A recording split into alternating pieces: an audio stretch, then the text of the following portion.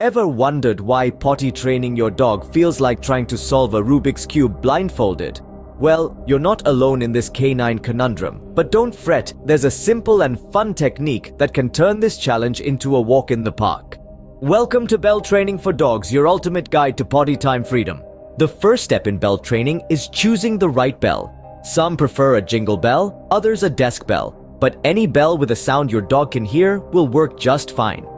Remember, the bell is not a toy, but a tool. Reinforce this by only bringing it out during potty time.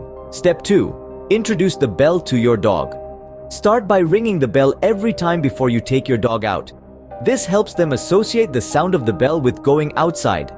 Consistency is key here, so make sure to do this every single time. Next, it's time to put the power in your dog's paw.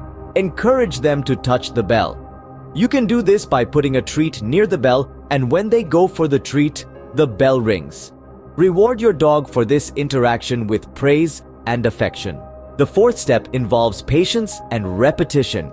It might take a few days or even a few weeks for your dog to understand the connection between the bell and going outside. Don't lose hope.